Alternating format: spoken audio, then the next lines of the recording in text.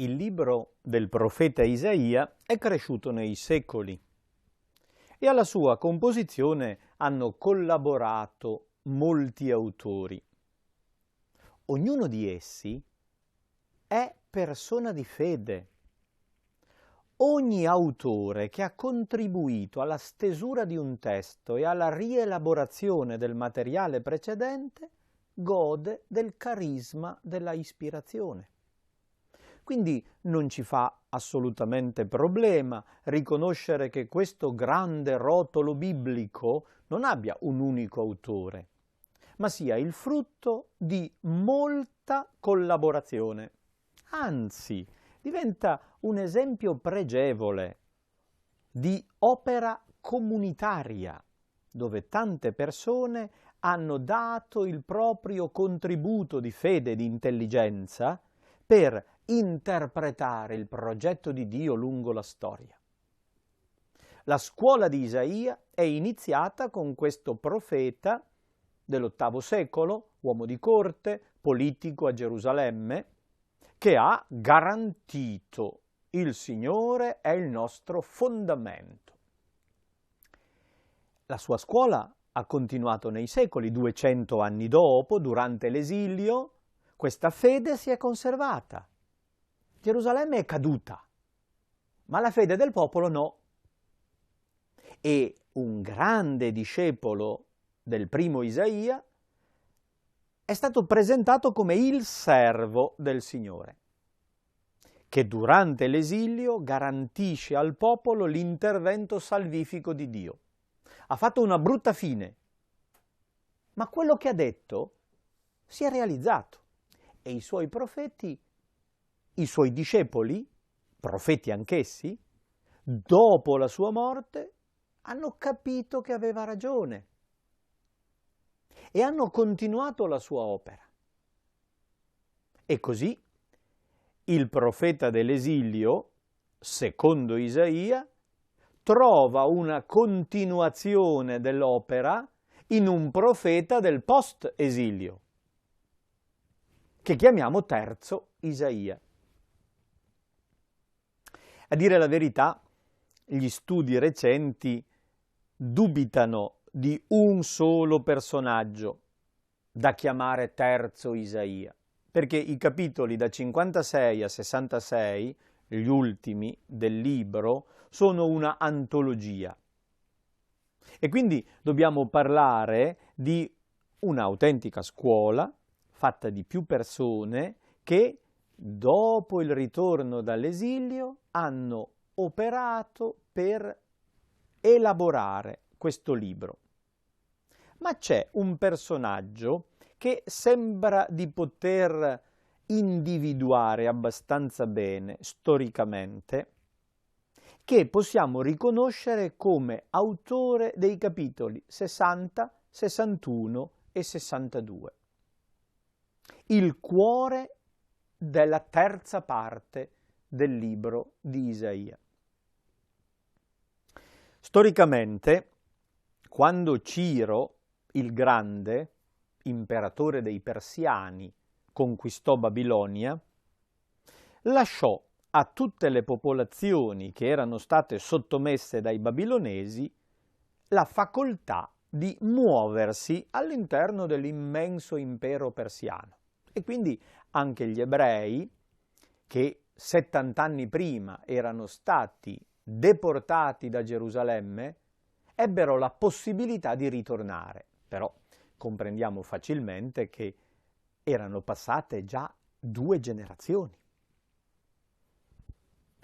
Coloro che erano stati deportati erano morti. In Babilonia c'erano i figli, i nipoti, che non avevano mai visto Gerusalemme.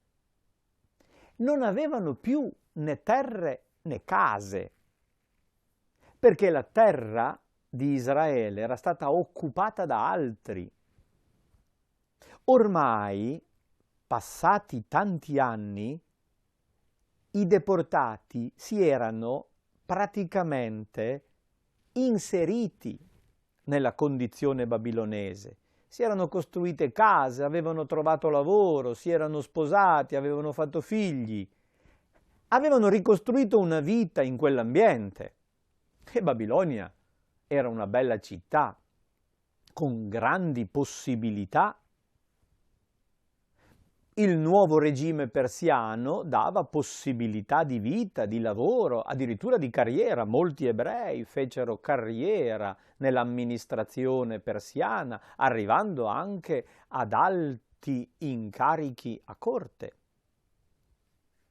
Non era quindi facile pensare ad un ritorno, perché in realtà voleva dire una spedizione verso l'ignoto.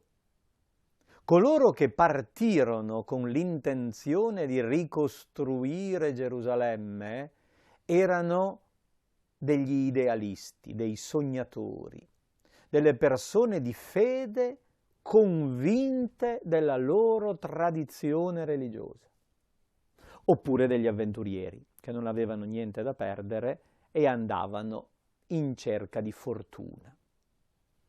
Ci sono questi due tipi di persone che costituiscono la carovana dei rimpatriati.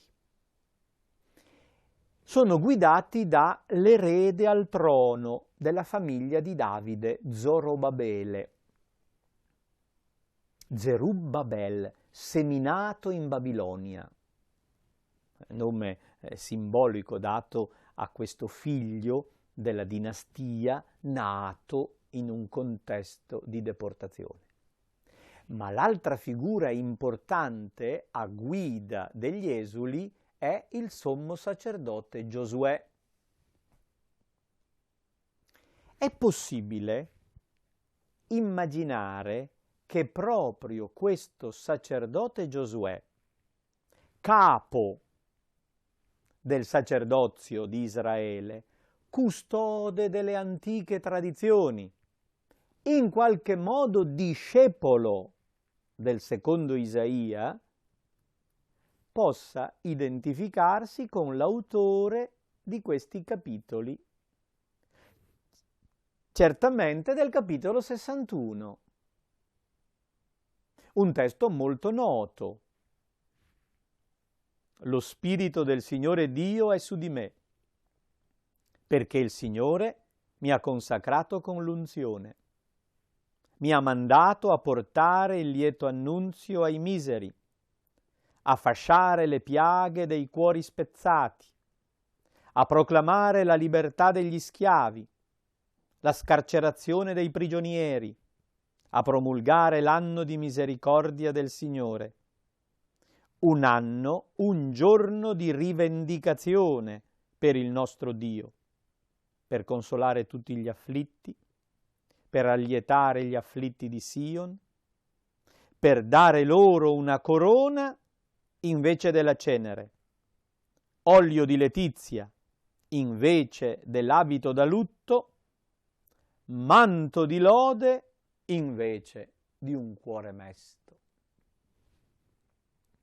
Conosciamo bene questo testo, ma lo conosciamo da cristiani soprattutto perché Gesù lo lesse nella sinagoga di Nazareth all'inizio della sua missione.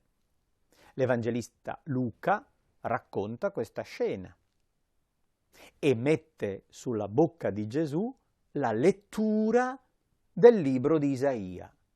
Il rotolo dell'antico profeta viene letto da Gesù nella sinagoga. E dopo che ha proclamato queste parole, Gesù dice a coloro che lo ascoltano: oggi questa profezia si è realizzata nelle vostre orecchie. Ma come abbiamo fatto per altri testi, così è necessario anche in questo caso non dimenticarci l'aspetto letterale, storico. Perché questo capitolo 61 di Isaia è stato composto anzitutto come un canto autobiografico. Chi parla usa la prima persona singolare. Il Signore è su di me. Chi lo dice? Colui che sta parlando, l'autore del testo, parla di sé. Non sta annunciando verrà uno su cui il Signore verserà lo Spirito, ma in prima persona racconta la propria esperienza, racconta la propria vocazione che coincide con la missione profetica. Noi possiamo immaginare, con verosimiglianza, che si tratti del sommo sacerdote Giosuè. E queste parole si adattano perfettamente alla condizione di un sacerdote, del capo del sacerdozio levitico nella Gerusalemme appena ricostruita, alla situazione in cui gli esuli ritornati danno vita ad una nuova storia. Potrebbe questo testo descrivere la prima consacrazione sacerdotale dopo l'esilio. E il sacerdote profeta dice: lo Spirito del Signore Dio è su di me per il fatto che mi ha consacrato con l'unzione. La consacrazione attraverso l'olio è la pratica abituale della consacrazione sacerdotale. E questo autore sostiene che proprio in forza della consacrazione sacerdotale egli è portatore dello Spirito di Dio. E questo Spirito che lo ha investito gli ha dato una missione. Guida dei rimpatriati, animatore della ricostruzione, uomo di speranza, questo sacerdote ha il compito di portare una bella notizia ai miseri. Il termine che è all'origine della parola Vangelo, evangelizzazione, è adoperato proprio da questi profeti, dal secondo e dal terzo Isaia. È il messaggio che riguarda l'intervento di Dio che libera, che salva. Il Signore mi ha consacrato, mi ha dato il suo Spirito perché io possa portare questa bella notizia ai miseri. Chi sono i miseri?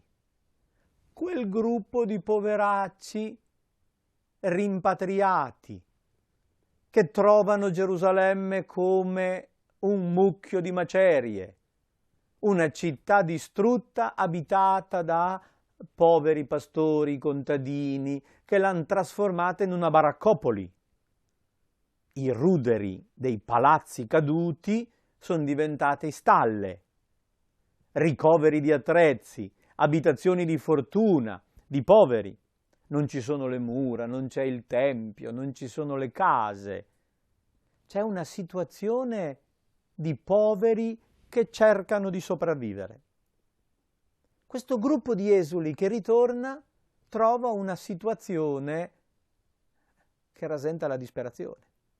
E tuttavia, fondati su quella fede che il Signore garantisce la possibilità di una vita buona, ricostruiscono, si tirano sulle maniche e lavorano per una nuova vita. Questa è la bella notizia che il sacerdote è mandato a portare ai miseri. Egli è mandato a fasciare le piaghe dei cuori spezzati. Bella immagine. Un cuore spezzato, deluso, affranto, ha una piaga interiore, una piaga dell'anima. Bisogna curarla, fasciarla. Quell'olio della consacrazione serve a questo profeta per curare le ferite del cuore, a proclamare la libertà degli schiavi e dei prigionieri. È proprio il grande annuncio della liberazione che è avvenuta. Al centro delle varie missioni c'è la proclamazione dell'anno di misericordia. È il giubileo, il grande Yobel, tradizione dell'antico Israele, che avrebbe dovuto essere celebrato ogni 50 anni con la liberazione degli schiavi, la restituzione delle terre. Da molto tempo non si era più fatto in Israele, perché i padroni prepotenti non avevano voluto. Adesso tutto è stato perso. Adesso c'è quell'anno di misericordia, ognuno può rientrare in possesso del proprio.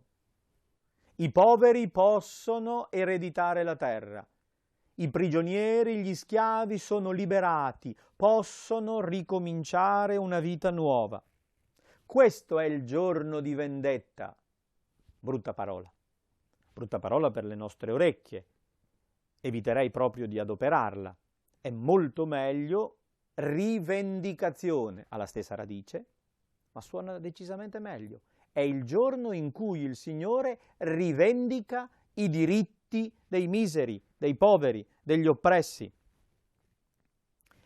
Il Signore mi ha mandato a consolare gli afflitti, ad allietare gli afflitti di Sion, a dare loro qualcosa di bello al posto di qualcosa di brutto.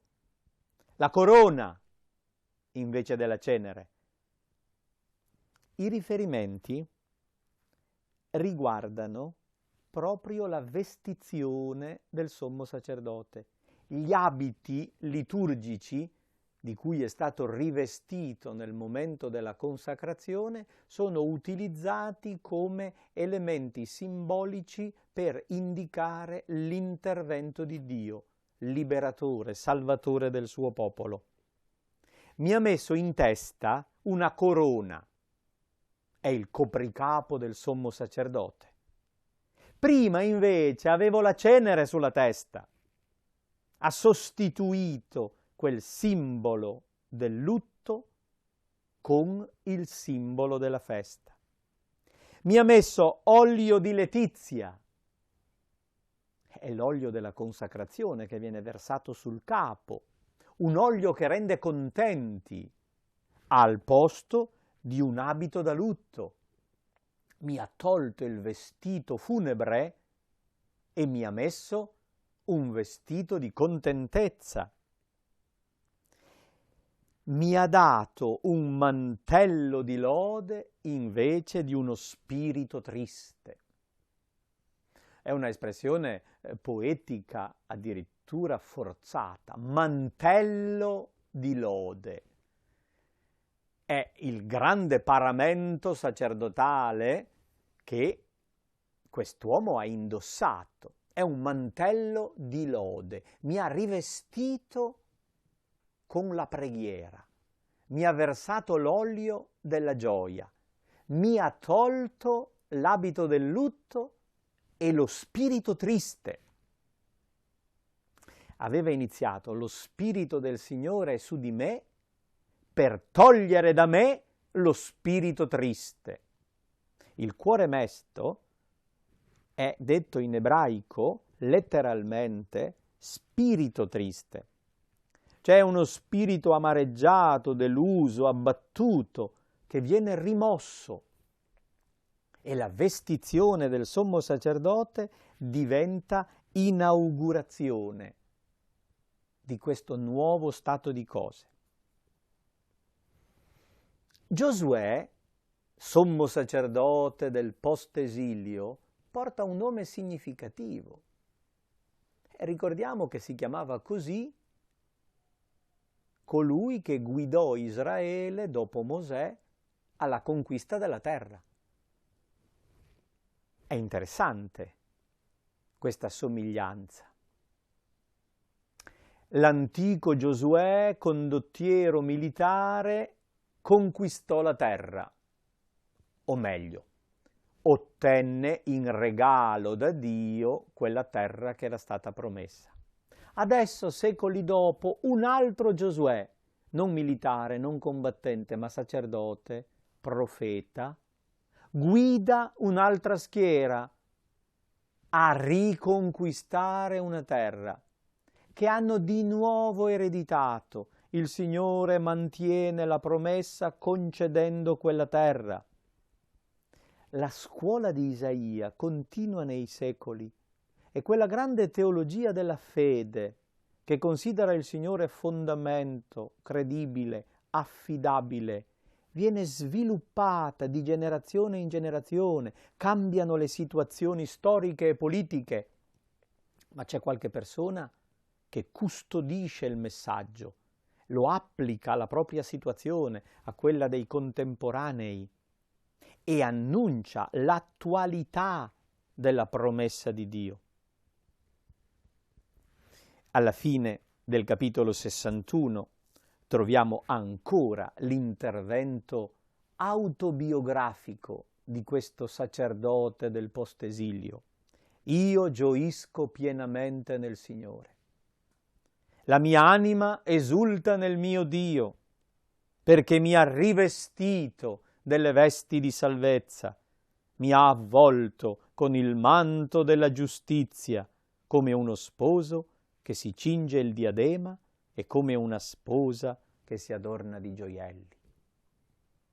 È una immagine poetica, carica di simboli, in cui l'antico profeta rilegge la propria esperienza personale, quel rito di consacrazione con la vestizione, come il segno di una novità. Io sono proprio contento, perché il Signore mi ha reso giustizia.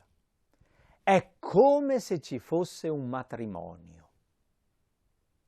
È la gioia dello sposo e della sposa. Riprende quella situazione di alleanza nuziale che era stata interrotta. L'esilio fu letto come il dramma della separazione, della perdita della relazione. Ma adesso è possibile ricominciare. L'alleanza è ripresa.